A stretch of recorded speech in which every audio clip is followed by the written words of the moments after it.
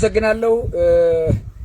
ያው እንግዲህ ጓደኛዬ አርበኛ ሰለሞን አጠና ያስተላለፈው መልእክት አንዳንድ ቦታ ላይ ብደግመውም ተመሳሳይ ነው።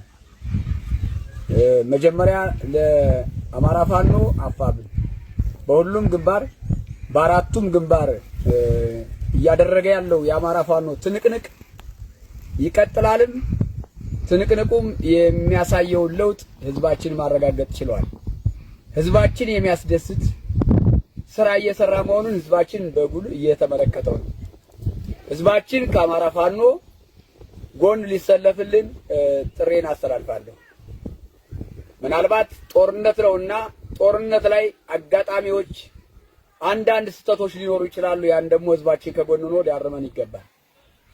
ስለዚህ በሁሉም ግንባር የሚገኘው ድል የህዝብ ምክር የህዝብ ድጋፍ ያስፈልገናልና ህዝባችን ተጎናችን እንዲቆም እንፈልጋለን። ይሄ ማለት በአራቱ ግንባር ትንቅንቁ እንደቀጠለው ነው። በተለይ ግን ሰሞኑን እንደምታዩትና እንደምናየው በጎንደር ዙሪያ ላይ ባለው ጉዳይ በተለይ በደቡብ ጎንደር ዙሪያ ብዙ ወረዳዎችን ጠላት እየለቀቀ የወጣበት ሁኔታ አለ።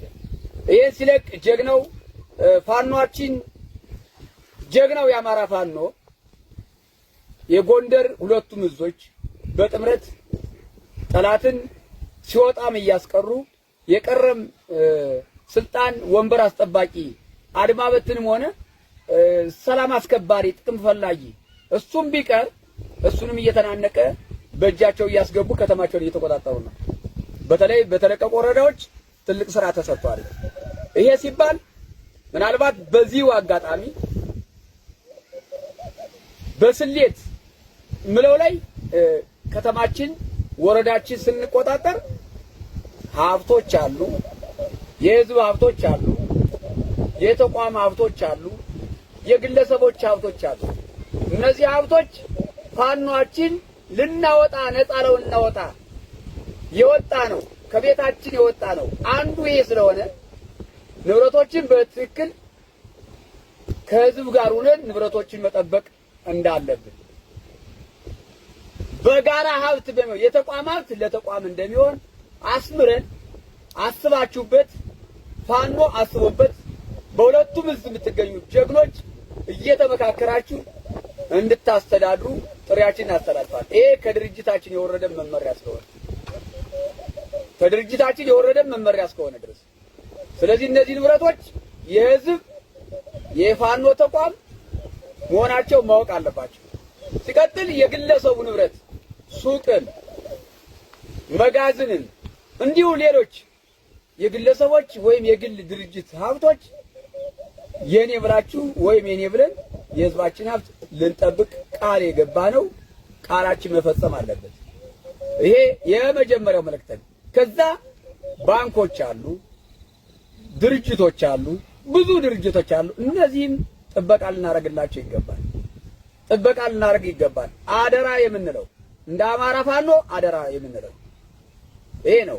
ሌላው የአማራ ፋኖ ጎንደር ላይ በሁለቱም ህዝብ የምትተናነቁት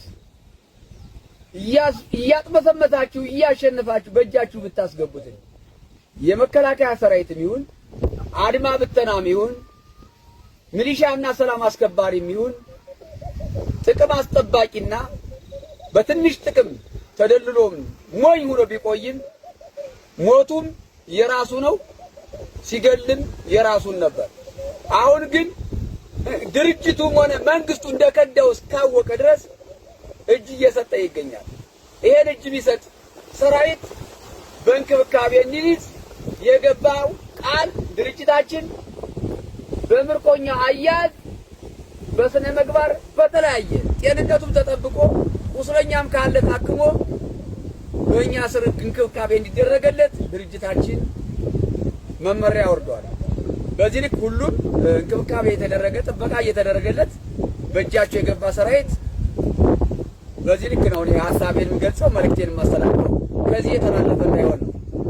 ሲቀጥል መከላከያ ሰራዊትም ይሁን አድማ ብተናና ሰላም አስከባሪ ሚሊሻ አሁንም እጅ ያልሰጠ ካለ በአስቸኳይ እጅ እንዲሰጥ ከጸጥታ መዋቅር ነው መልእክት ማስተላልፈው። እጅ እንድትሰጡ ድርጅታችን ጥሪ አስተላልፏል።